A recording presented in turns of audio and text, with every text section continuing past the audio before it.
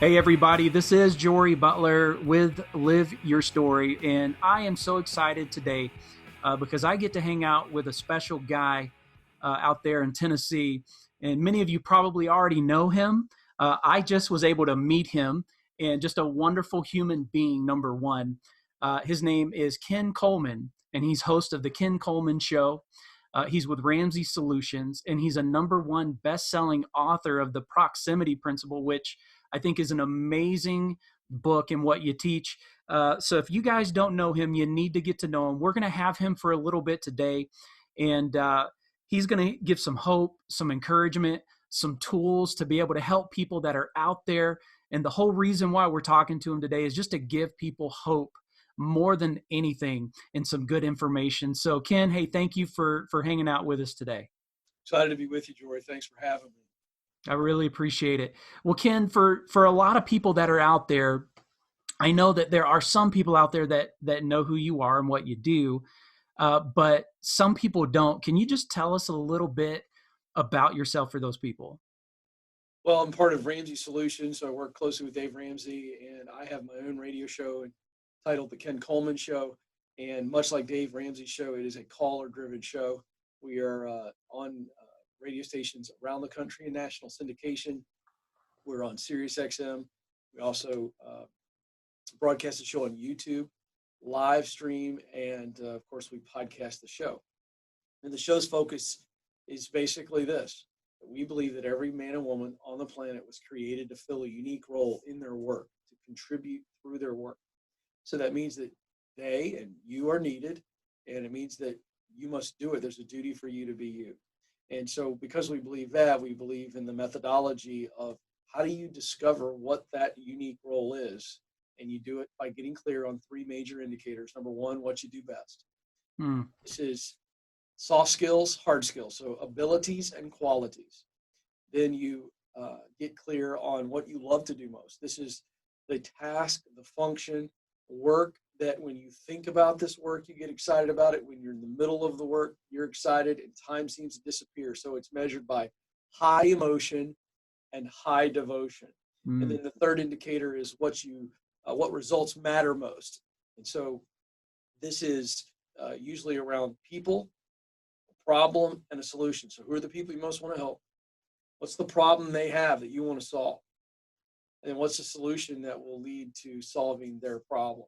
So when you get clear on those three major areas, talent, passion, and mission is what I just defined, Hmm. then you can figure out what your sweet spot is. And that's how you use what you do best to do what you love to do most in the marketplace to create a result that matters deeply to you. So that's what we do with men and women, and we give them a clear path. There's 7 stages to that meaningful work. You got to get clear. I just described that. You got to get qualified, get connected, get started, get promoted, get the dream job, and then that final stage is give yourself away and work with true meaning, work like no one else. So Hmm. that is the methodology and the construct of what we are doing on the air and how we engage with men and women.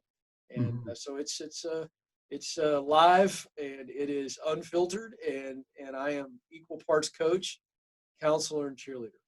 Wow. Yeah, I'm sure you get a lot of questions on the show from all over the country. And so I want to circle back around before I ask my next question for you, Ken, is the book, The Proximity Principle. Could you just tell us why did you write that book? And just give us a little bit of that. Why did you write that book? Because it was a thought that I had one day on the way into work. I was getting ready for a podcast interview like this, and the last question that the guy had pre-submitted, he was a younger guy, and I was kind of doing him a favor by coming on his program. And his question was, if there was just one thing that you could identify as the key to your success starting late in life, 31 years of age, into broadcasting and then getting where you are today, what would it be? It's impossible to just say one thing. But as I attempted to try to answer the question and give some value to the audience, the thought hit me that if I could just say one thing, I would say that I was good about getting around the right people and getting in the right places. Mm. And I went, oh, that's not bad. But it was based on my journey. Then the thought hit my mind. Well, it was all about proximity. And then I started playing with it in my mind. And I think working for John Maxwell for years, I think being a preacher's kid, I just started playing with an idea and a concept. By the time I got to the office, I'd come up with the proximity principle, which says in order to do what I want to do, I've got to be around people that are doing it and in places where it is happening. I bounced it off of a couple of people at the office that I trust. They were like, that's pretty good.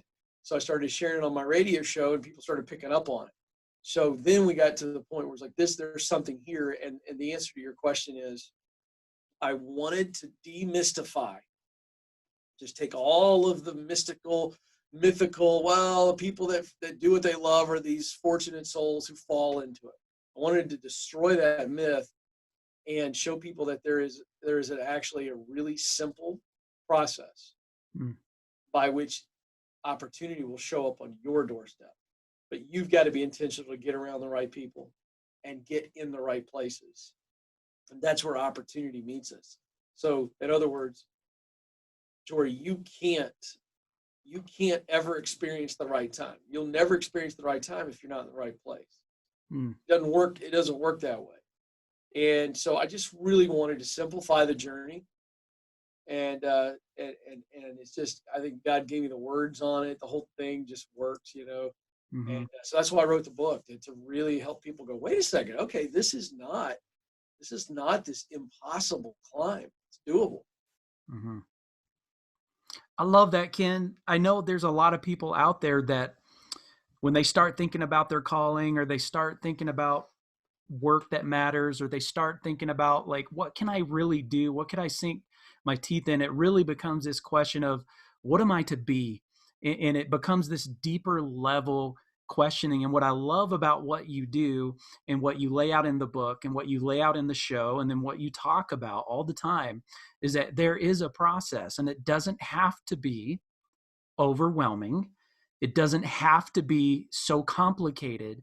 But I think that there's times in our life, I think you would agree with this, is that when we personally don't have that dream job, and we're in this job that we can do well, but man, there's just something missing. And you just start, there's these obstacles in your brain that start to happen of, I could never live that. Ken, would you mind, like with everything that's going on in the world right now with the COVID-19 situation, there are people that are being furloughed. And I know you have looked at statistics and you've done a lot of research with what you do every day.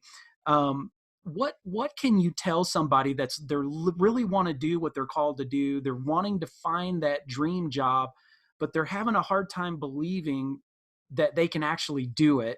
What kind of words would you give that person today, especially with this environment that's happening? Well, I laid out really the path at the first part of the conversation, that you can get there. And so again, first step is get clear, and you look at those 3 indicators. And so once you're clear, stage 1, you're ready to get qualified. So let's talk about the qualification, stage 2. What needs to happen there? Well, number 1, we have to learn what it's going to take. What do I need to learn and do? So we're talking about education and experience, and education doesn't always mean a college degree. It just may mean a certification or something like that, or some type of, online webinar class or something. So what do I need to learn, or what experience do I need to get? And then we ask ourselves, okay, then how much is that going to cost me? Okay. And then based on your financial realities, how long is that going to take? Those 3 questions in the qualifying stage, it's a game changer when you get the answers, because now all of a sudden it's not this unknown. See, the greatest fear that we as humans have, Jory, is the unknown.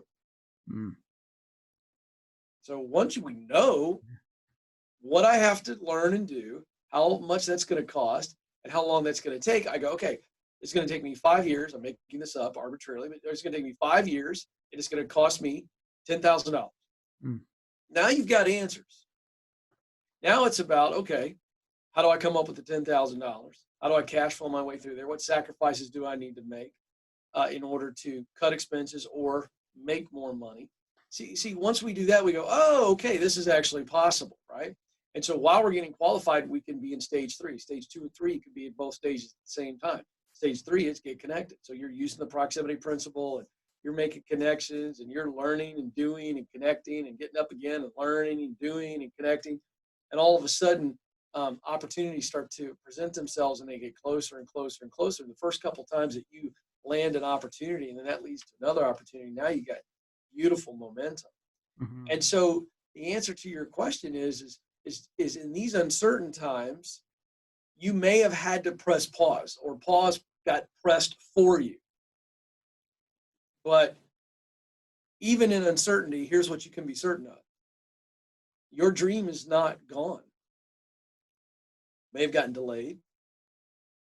The path that you were on might be a detour. Path may have gotten destroyed, but there's another way around that mountain. And so, you have to focus on the now when you're in a time of crisis, And so if you're in a time of crisis and all of your circumstances have been changed and that pause button or that detour has been thrown in your path, you can't be focusing on the future going, oh, it's awful, everything's gone, and that'll just Right. crush your spirit. What you do is you go, okay, here's what's going on right now. And so everything has changed and I've got to survive today. I got to win today. Tomorrow will take care of itself. Jesus said in the Bible, he said, don't worry about tomorrow. Tomorrow has enough worries of its own. I didn't say that. Jesus did. I'm going to go with that one. And so I'm going to focus on today and I'm going to rally and I'm going to win the next 10 minutes. I'm going to win the next 10 hours and I'm going to get up and I'm going to do that again. So, it's okay for you to say, oh, I can't think about the long term right now. I've got to think and I've got to do what I can do to control the controllables. And that's all I can do right now. I talked to the radio audience today and the YouTube audience as well. I'm a big history nut. I just love history. And I love the American history in particular. And the period that I enjoy the most is the period from pre-Revolutionary War. So let's just call it 1770 to Civil War. Okay, that's the period I love. And so one of my favorite movies is the movie Gettysburg, and it happens to be one of the most famous battles in American history. And if you watch the movie, it actually is pretty historically correct as movies go, as it focuses on the hero of the movie and the hero of the battle, which is really true, is a guy by the name of Joshua Chamberlain, who was a school teacher out of Maine. And he's leading this group of men from Maine, and he's a lieutenant colonel. And the Confederates had the advantage in two ways. They had the tactical advantage of the positioning of the battlefield, and they also had more troops. And Joshua Chamberlain finds himself in a situation where the ground that they're holding, the high ground that they're holding, is the strategic ground, and they're going to face an onslaught, and they're disadvantaged by a long shot. All the odds are against them. And his commanding officers say, you got to hold the line. If you don't hold this line, disaster will ensue. That's the analogy for a lot of people right now, financially. And then because of the financial stress, the emotional stress, and you're trying to lead a team or you're trying to lead your family, and you don't know how you're going to be able to pay the rent, pay your mortgage, and you don't know where you can even get hired right now. And everything is just literally come crashing down around you. You are facing insurmountable odds. And yet, you got to stand and fight, just like Joshua Chamberlain and his unit had to fight. They had to hold that position, hold the line. They had to defend that hill. Now, let me tell you something. He wasn't thinking about what he was going to eat around the campfire that night. He wasn't thinking about getting promoted after this battle. He wasn't thinking about even his friends and family in that moment. His focus was completely in that moment, in that situation. He was in a battle for his life, a battle for the lives of men, a battle for the army. I mean, this was serious, serious stuff. And all he has the opportunity to do is focus on winning that battle. There is nothing else going on in his life. Now, I tell that story and everybody's, kind of going, oh, yeah, I get it. But that's where we all are. On some level, we're all fighting this coronavirus, some more so than others. But let's get outside of this coronavirus crisis. As leaders, as men and women who are on purpose, you will always be in a battle. And you cannot win the battle if your mind is distracted by fear, by doubt, by pride. You have to be focused on the objective. And that's all Joshua Chamberlain was focused on. Mm. Not his fear, not his doubt, nothing else. He's focused on what can he do to lead those troops to hold that line. And so I'm going to leave it right there because I think that speaks for itself. Yeah, I think it does. Just listening to someone else's situation like that, I see why you love history. It actually kind of gets you ready for battle. It kind of encourages you there because what I'm seeing a lot of, because I'm in the community quite a bit and I talk to a lot of individuals. And here's kind of what I'm seeing and hearing from people is that they're trying, they're hustling, they're doing all these things and they're just getting tired. But I think like what you were saying is we got to get clear. So I look at vision, right? If we don't know our vision, then we're probably going to operate in chaos, trying to make everything work and hustle, but we don't know where we're going. And so I love the fact that you got to get clear about what season you're in. And the story you just told, they were very clear of the season they were in. They were in for battle, just like a lot of people today. And so, man, that was really encouraging to hear, and I hope it helps somebody out there today.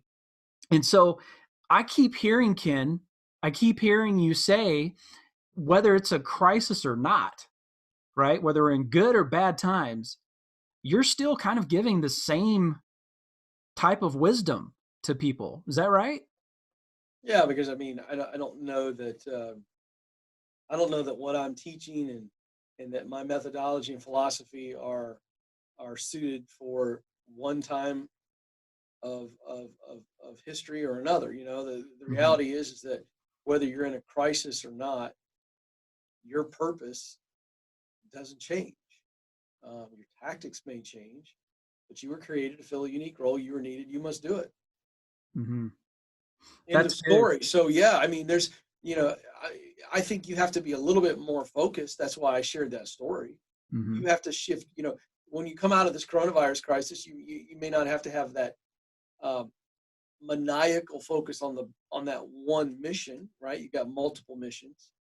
Um, you know, using the battlefield analogy or using the war analogy. I mean, you know, when you're not in battle, what is the general focus on? The general's focused on supply lines. The general's focused on, you know, moving the troops and what's our strategic position. You know, so that's it. But when we're in crisis, when we're in battle, we're focused on battle. Yeah. I think that's the shift. Well, Ken, let me ask you, it's a little bit more of a detail type of question. When people have lost their job, we understand they need to get clear. They need to know what skill set that they need to acquire or whatnot. They're going through these steps. What are you seeing just from your vantage point? What are you seeing out there right now? What kind of things are changing? Like, are there new kinds of jobs popping up? That kind of a thing. What are you seeing out there? You know, we've not been able to see a lot of data right now on new types of jobs, but we are seeing industries that are spiking, and that's usually the case when you've got a very diverse economy. You know, when you've got a crisis in one area, it creates a demand in another area, a great need. So anytime there's a crisis, there's a need, right? So Mhm. let's just take a few industries for example. Obviously, you're seeing pharmacies and grocery stores are spiking. They're hiring people like crazy. My wife's friend got hired the other night just for a customer service job at a very large national grocer. Um, you're seeing pizza delivery; they're hiring like crazy. You know why? Because everybody's at home. You know, any type of food delivery services. You're seeing warehousing. You know, those type of jobs where there's still again supply chain is still moving even though people are at home. So you're seeing those jobs spike. You're seeing healthcare jobs, of course. You know, I mean, there's so many nurses and doctors, you know, that are being called back in. Maybe some that are retired or some that have gone home for a while, whatever. You're seeing Amazon, you know, Walmart, you know, your large retailers that are still again supplying a lot of online orders. Mhm. Um, so you know, in this season, some of you out there are going to have to swallow your pride because this is affecting everybody. There's nothing to be ashamed of. And if you got to go deliver pizza, go deliver pizza. Because I'm telling you right now, if you want to make $1,500, you know, 1,500 to 2,000 bucks a month, you can do that delivering pizzas. You really can. And so right now it's all about taking care of, as you know, you've been around Ramsey.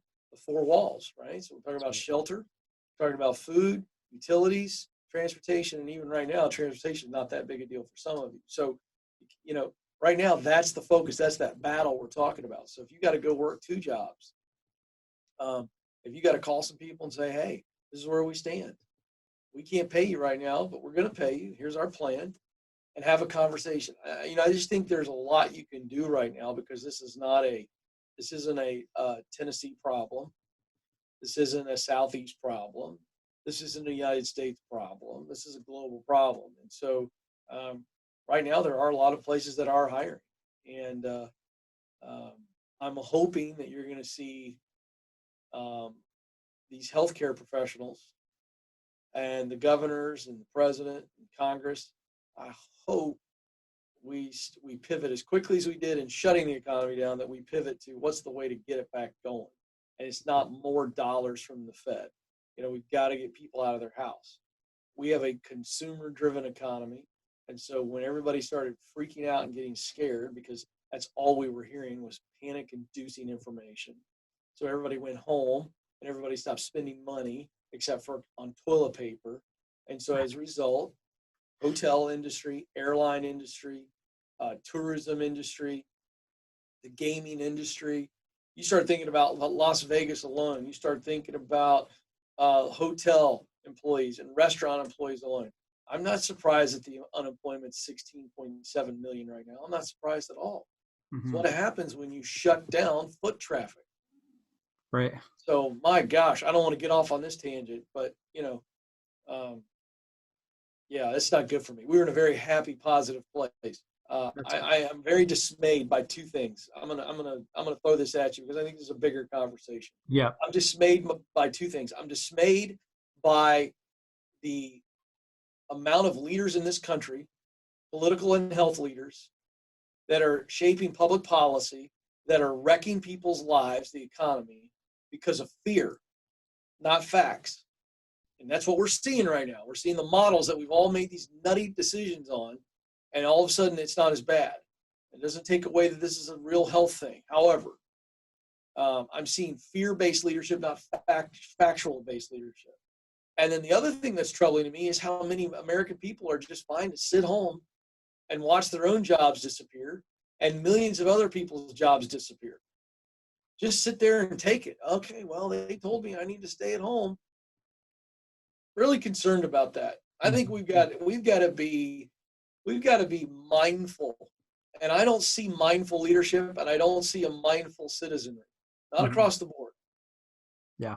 I know you didn't ask me about that, but I'm just going to keep it real today. That's okay. That's what I wanted, Ken. I want you just to be you. I know, again, you speak to thousands of people, and I just wanted this time together to be real, be raw and real and truthful for people out there, where they can see something out there that's real. And that I know about you and other leaders there where you work at Ramsey Solutions. And that's why we have you today. So I appreciate that. I just have a couple of more questions. I want to honor your time and for the single moms, or the high school kids that are graduating, or the new graduates from college, during this time, I mean, you and I both know this is a season. At some point, this will end and things will be changed and they'll look a little bit different.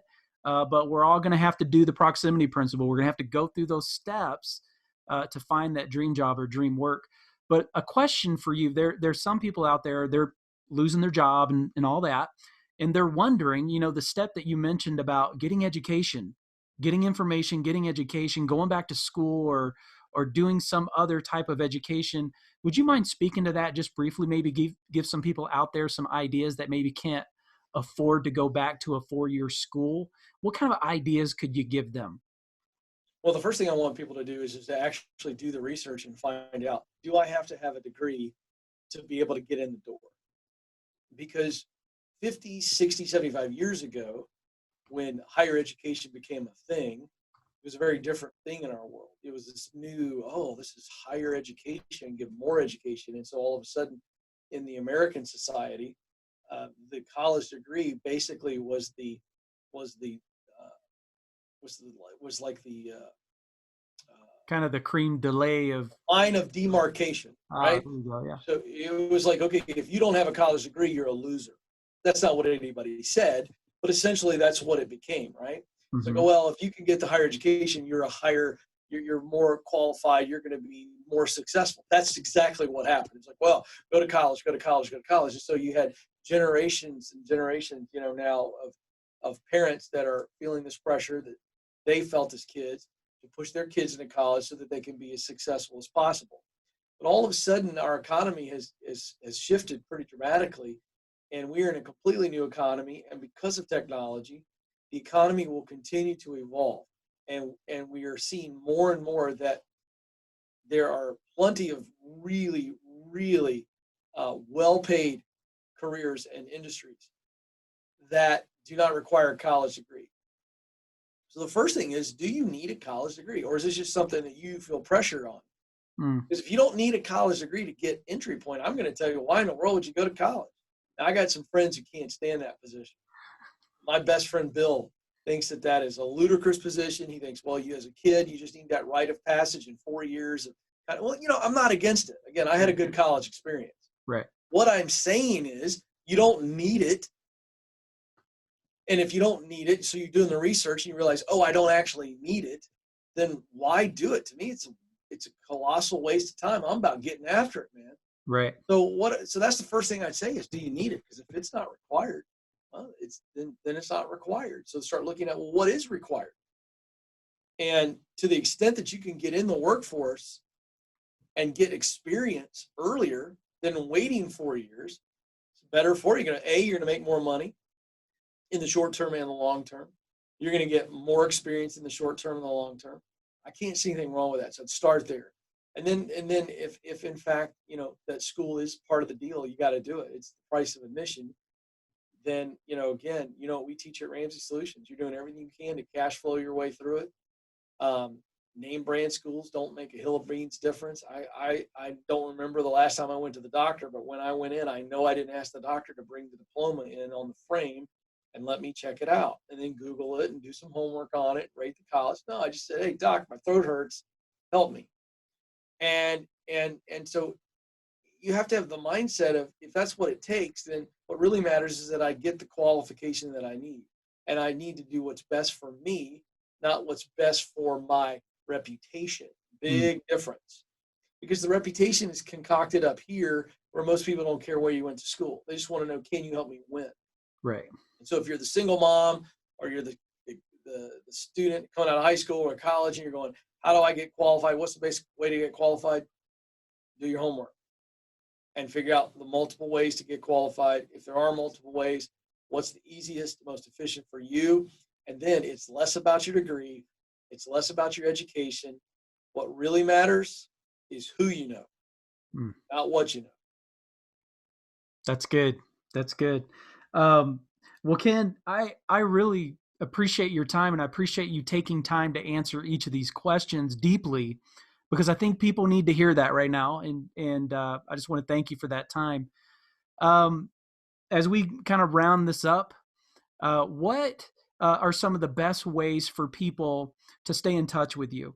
And what I mean by that, on your show or on Facebook or Instagram or wherever else, what's the best place for people to be able to get more information like this and to be able to follow you? KenColeman.com is the best way because it includes everything. It's got all of the social media accounts right there on the page. It's got all of our free resources, from articles to our 3 Get Hired guides, which is helping you reshape your resume. It's got a template preparing you to win the interview and then showing you how to follow up. Then we have our Should I Quit My Job quiz, which is going crazy. It's a 3-minute quiz. It's about 20 questions, 3 minutes. It's going to spit out a report for you so that you really see, should I, in fact, quit my job? It's just an example of some of the resources. It has all the connections to the show. If you go to kencoleman.com and click on show, it's got our YouTube shows. It's got podcasts, shows you where we're at on SiriusXM, where we are around the country. So kencoleman.com, and then we've got a robust community on Instagram. So I'd love for you to jump on over there at Ken Coleman. We go live a lot, so where people can dive right in there with me and ask questions right there on Instagram. That's awesome, guys out there that are listening and you're watching this today. Remember what Ken said, that you just got to do your research. Whatever stage you're in looking for work, or whatever stage you're in this situation, get clear first, guys. Know where you're going, get all of that information, and Ken and what he teaches and all the resources that he have, it's a good place to start. I know there's a lot of resources out there, but you can trust this guy. He's a good man. I appreciate your time, Ken. Thank you so much for being with us today. Thanks, man. I enjoyed it. All right. I appreciate you.